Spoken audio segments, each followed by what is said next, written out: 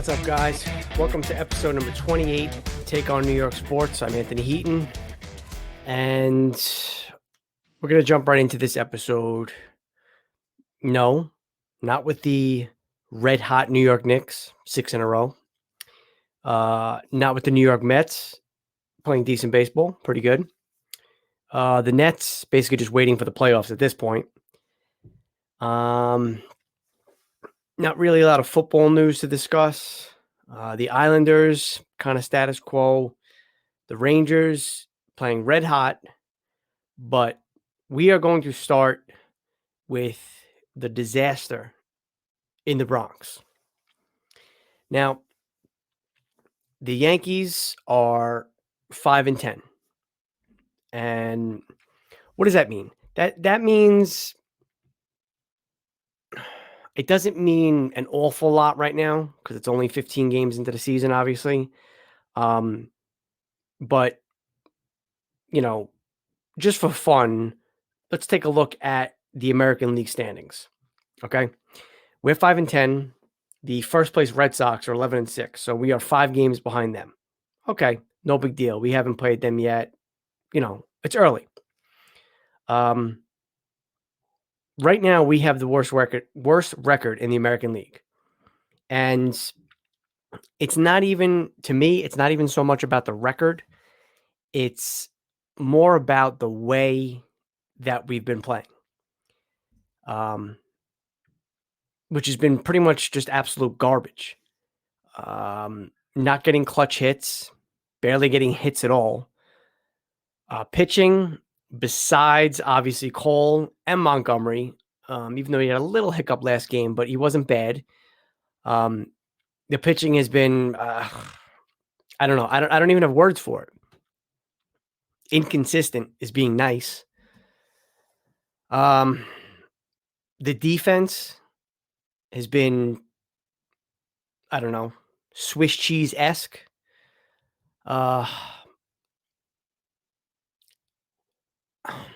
Let's go position by position here, okay? We're gonna start with catcher Sanchez. He's had a decent start to the season. Couple of defensive mishaps, but again, that's the whole team at this point. Nothing crazy. But he's been a plus so far. We'll go to first base. Obviously, Voit still injured, coming back sometime mid-May, Cashman said today. Not Jay Bruce anymore, as he announced his retirement. He's like, man, you guys suck. He's like, I signed up for this. I'm out of here. So it's basically, it's DJ LeMahieu right now until Voit, is ready to go. LeMahieu, he hasn't been LeMahieu, but he's been very good. So, we have a positive there. Then you get to the middle infield. Newly acquired Rougned Odor. He's not anything special. Obviously Texas is basically, they're paying his whole salary. And they just wanted to get rid of him. He didn't even make their opening day roster. So it's not a bad pickup for us because, it's very low risk. He has, he's hit a little bit. Big defensive mishap the other day. So he's kind of been, I don't know. We'll leave him at a neutral right now, I guess. Shortstop, Gleyber Torres. Now, when Derek Jeter left, we discussed this, I believe, last episode. Didi Gregorius slid right in and was really good. Really, really good. And, Gleyber, his natural position is shortstop. So it's a little, puzzling to me that at second base, he was pretty good defensively, but at shortstop, it seems like it's the easy plays that get him. It's the throwing over to first base. It's, the ground ball, little short hop to him. Seems like left to right, he's okay. But those balls right at him is he seems like he's having a problem with. So overall, he's been a negative. And, that's being nice, I think. Third base, Gio. Defensively, he's a wizard over there. And we know that. Um, Hitting, he's been a little inconsistent, but not bad. So, we'll leave him as a plus. Left field, now, this is a whole nother thing. Aaron Boone said at the beginning of the season, Clint Frazier is our starting left fielder. Okay. I don't know the exact numbers, but it feels like Gardner's played more than he has. Now, again, I get it. The savvy vet, Brett Gardner, firing up the team, this, that, the other thing. I don't mind Gardy playing, but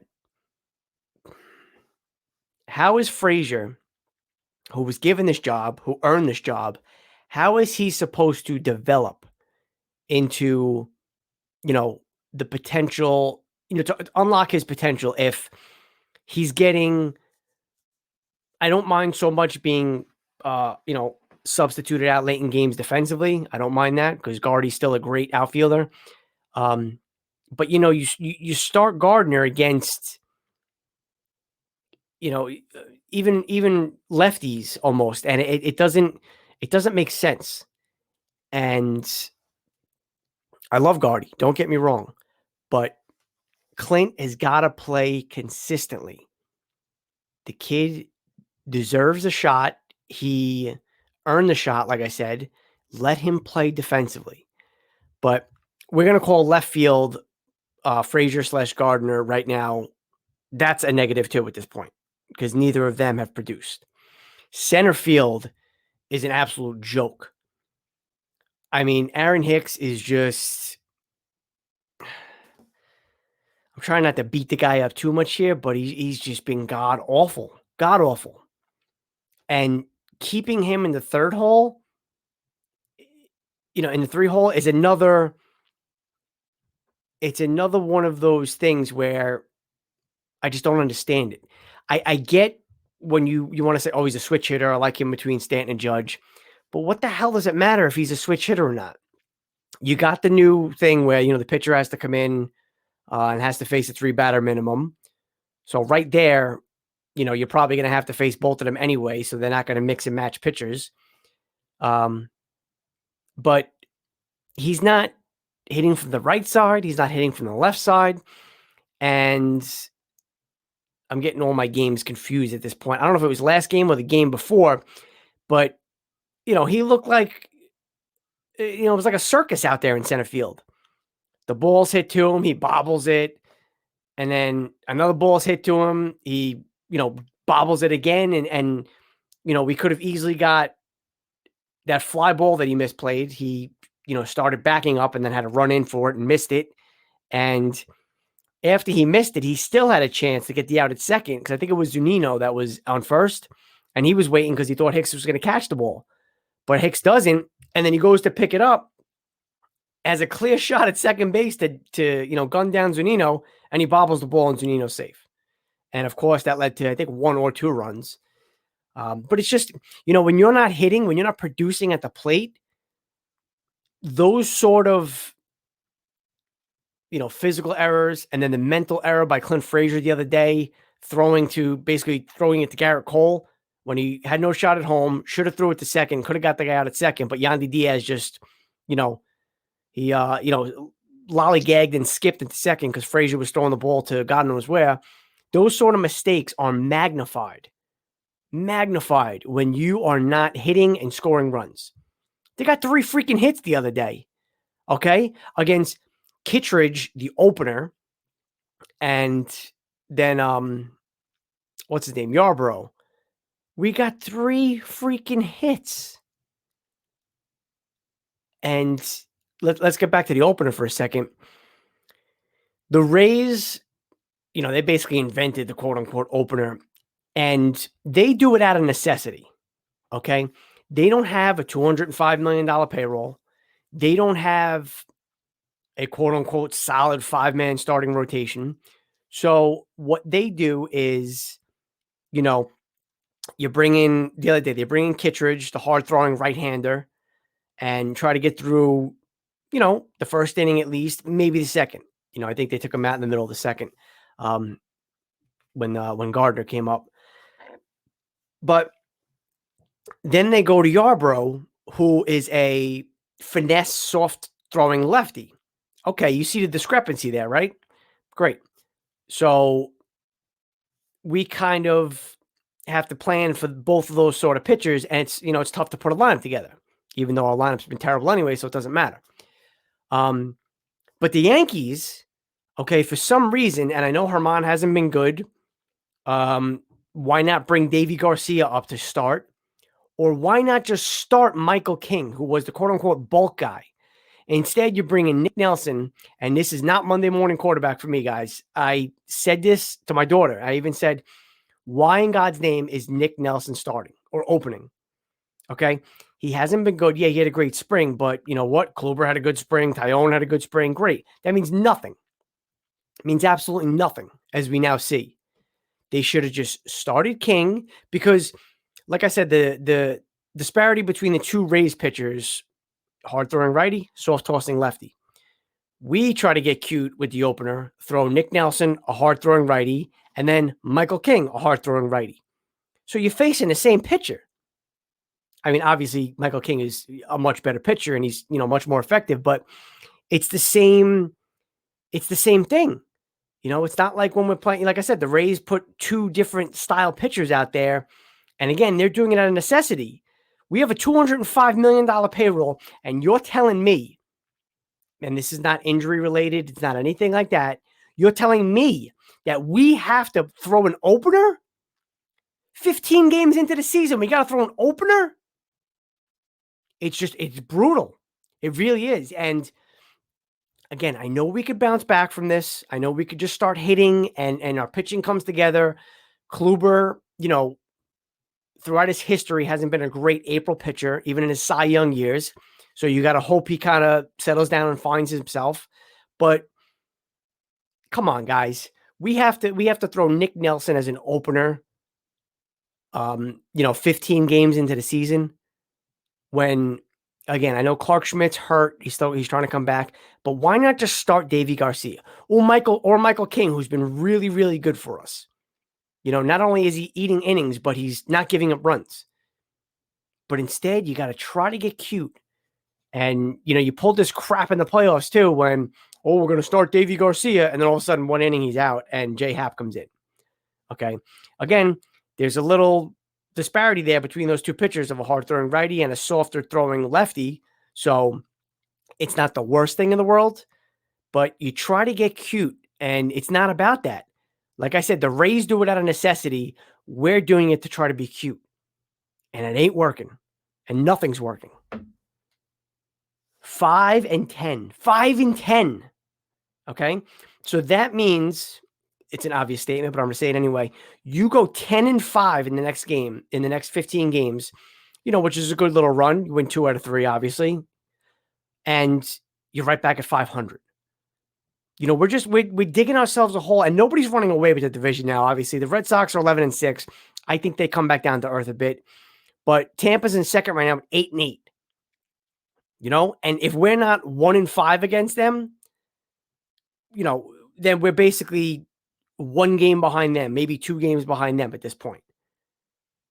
But instead, 5 games behind the Red Sox, and again, it's not so much the record at this point. It's just the fact that we look like complete garbage. And I honestly, listen, I don't get paid to know the answers, okay? But I don't know what the answer is. You got to keep throwing these guys out there. I get it. You have to hope that they break out of it, and you got to think they will. But again, it's Hal's basically set that $210 million threshold as our, quote unquote cap. And that basically, with contracts like Stanton and, obviously Cole at his contract, but he's worth every penny, as you could see him just dominate every time he goes out there. The Stanton one's a big one, and it, prohibits us from, not that I would have wanted Trevor Bauer, but, prohibits us from going after pitchers like that or, big time players like that if, if the cap is really as Hal, he hasn't said it, but, if he wants to stay under that, the luxury tax threshold. And it limits what we can do. So these are the guys we have. They have to produce. And that's just it. That's, and it's got to start like now. We got a tough little 2-game series coming up with Atlanta. And I'm pretty sure it's Kluber and Tyone going. And after that, we have what is it? An 8-game road trip. Okay, 4 in Cleveland, 4 in Baltimore. Now, being that Baltimore is the only series we won this year, should have swept them, but we lost that last game. Let's get a split against Atlanta, okay, because they're a good team. And I know Cleveland's played decent, but listen, we go in, we got to take 3 out of 4 against Cleveland, 3 out of 4 against Baltimore.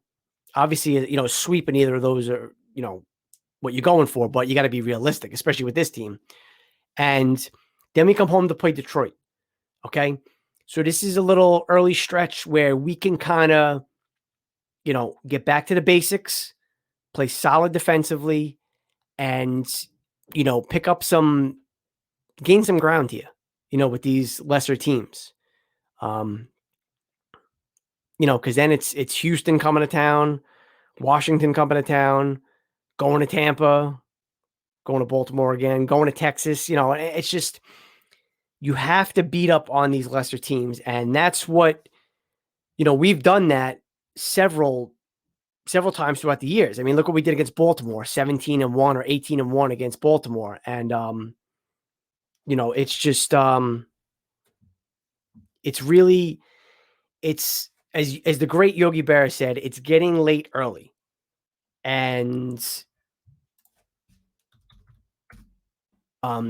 it's very discouraging to really see the mental errors. That's the biggest thing.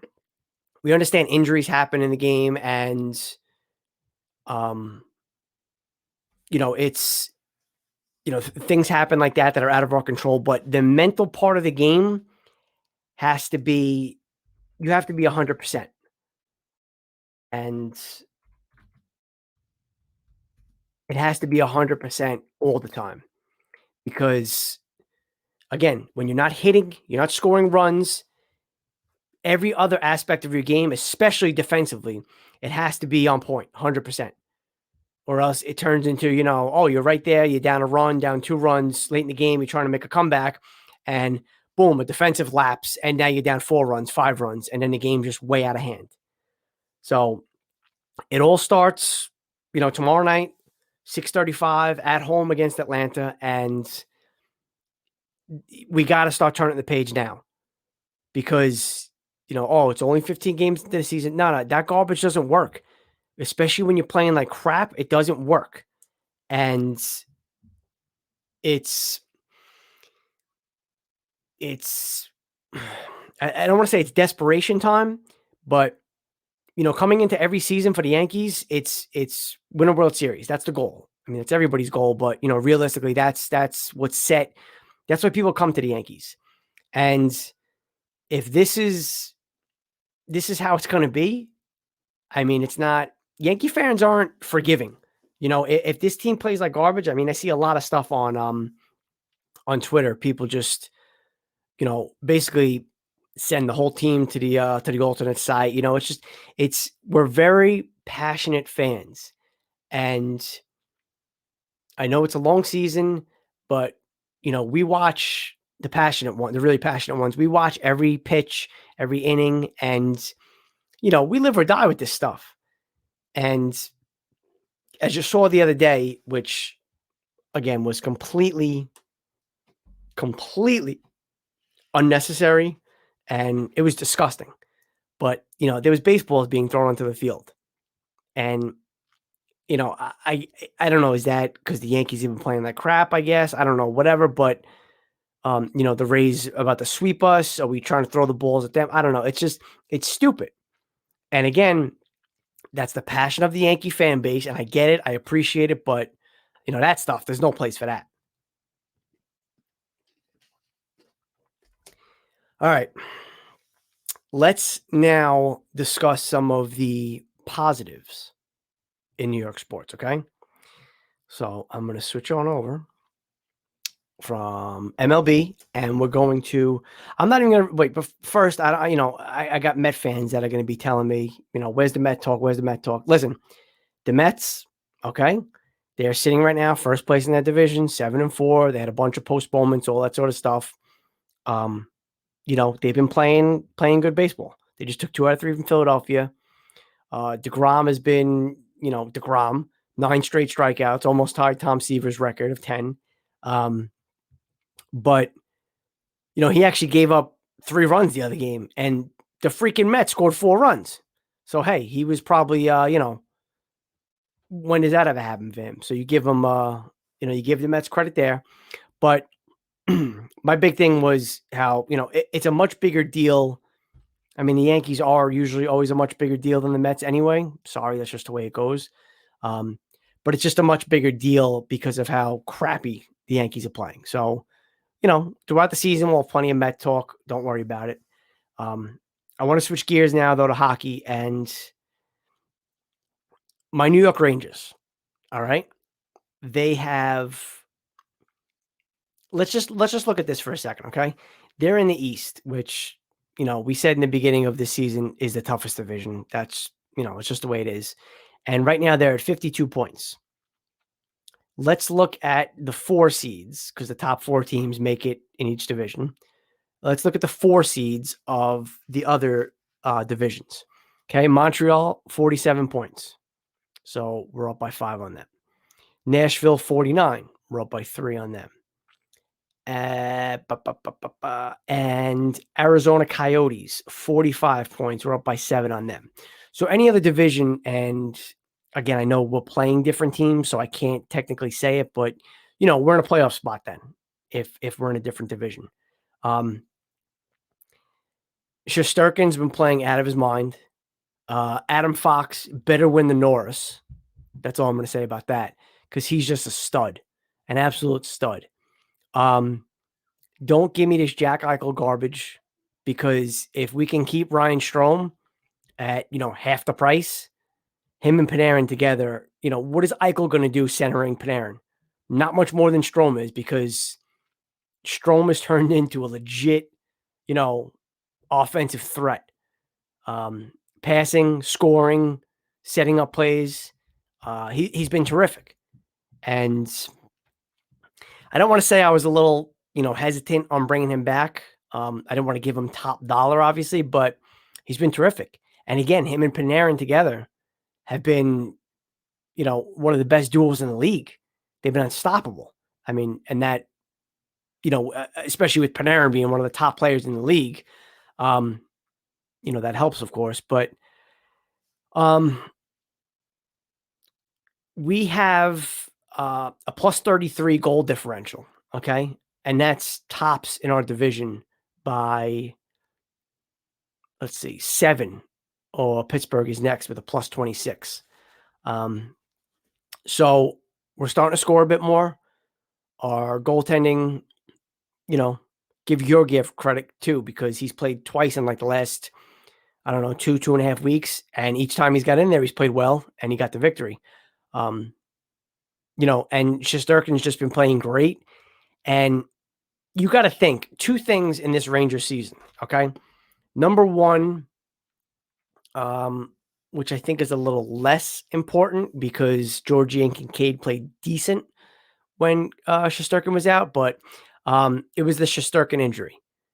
His injury and him missing time was a killer for us. And I think maybe we pick up a game or 2 in his absence. That's 2 points, 4 points, and then we're tied with Boston at that point. The big thing, though, was Panarin. He missed, I don't know what it was, 10, 11, 12 games, something like that. I think it was 10 games. But you got to figure between those two scenarios, those two, events, I should say, where Shesterkin got hurt and Panarin, the whole Putin thing. Um, those two things kind of, we got really sidetracked with that. And to me, if Panarin is here all year playing like he does, because he's just a monster, we're sitting in a playoff spot right now. Because Boston has, they faded a bit, except when they play the Islanders, of course. Islanders do us no damn favors. Um, and they also beat up on Washington yesterday, too. But, they still have 2 games in hand. They played 43, we played 45, and we're 4 points behind. I think, honestly, even though the Islanders have 4 more points than Boston, okay? They played 2 more games, so essentially it's a wash. We played the Islanders 3 more times.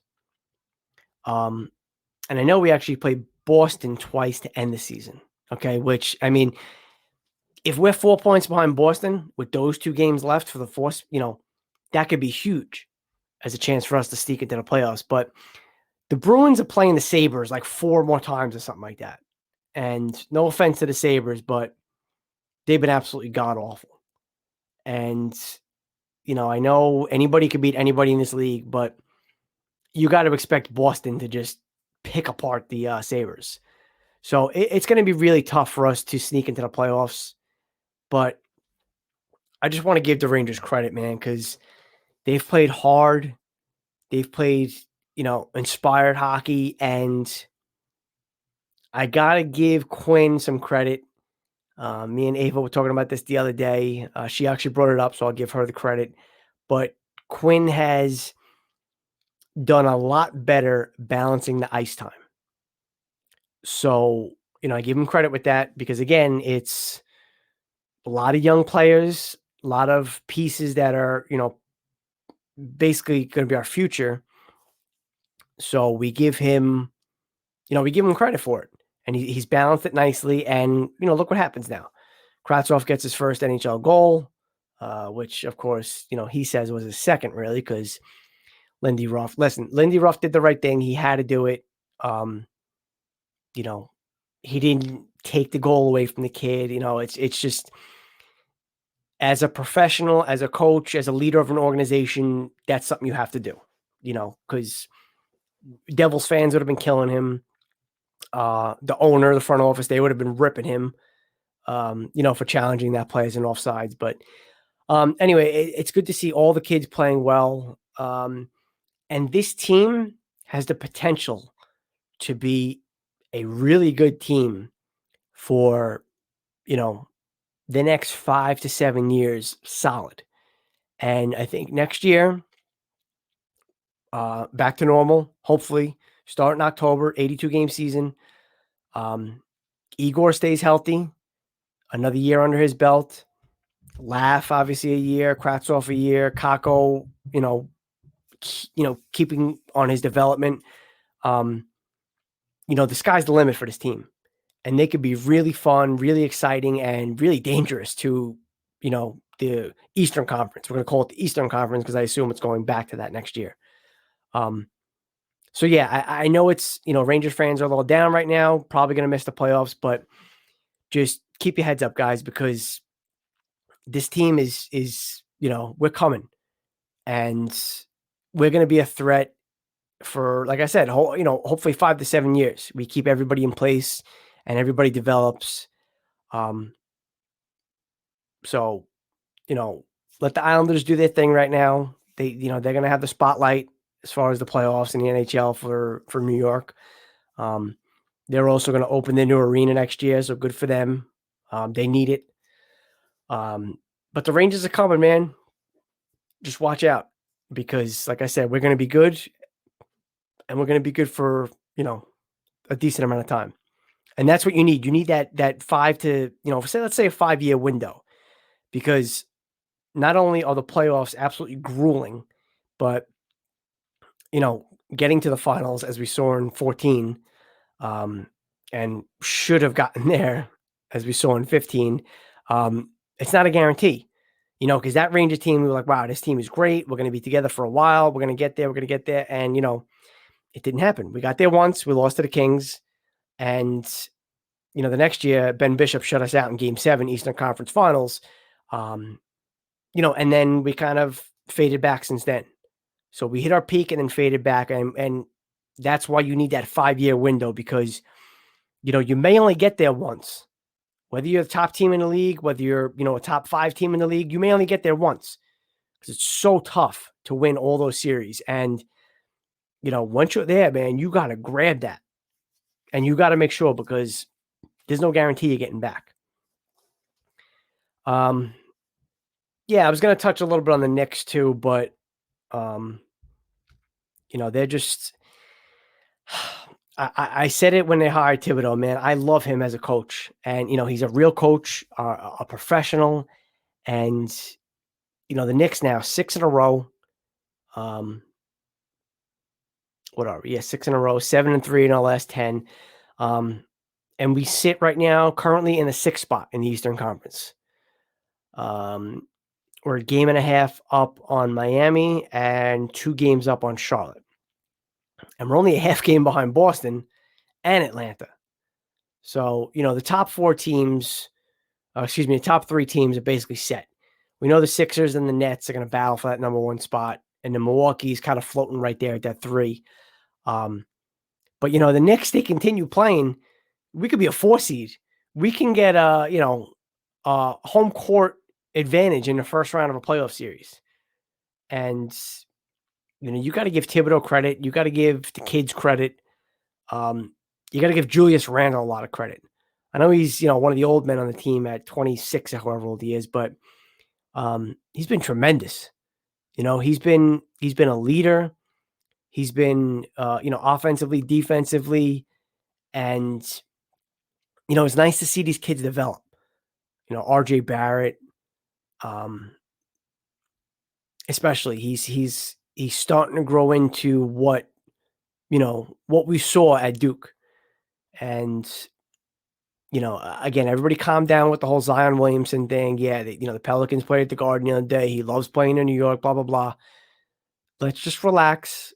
We always seem to get our hopes up. We're going after this big star and this idea. I think it doesn't happen. Just let's develop our players. We got Julius Randle here, who's been, an all-star. RJ Barrett's developing. Reggie Bullock's playing well. Alec Burks. We know Mitchell Robinson, obviously, getting hurt, but he's young. He's going to be real good for a lot of years. And again, they're in a similar situation to the Rangers, where this year is obviously not going to be their year, but there's potential to, maybe attract a Kawhi Leonard or something like that next year, and get that superstar with the great, role players and all-star type players as Julius Randle, put them together, and then you got a real shot.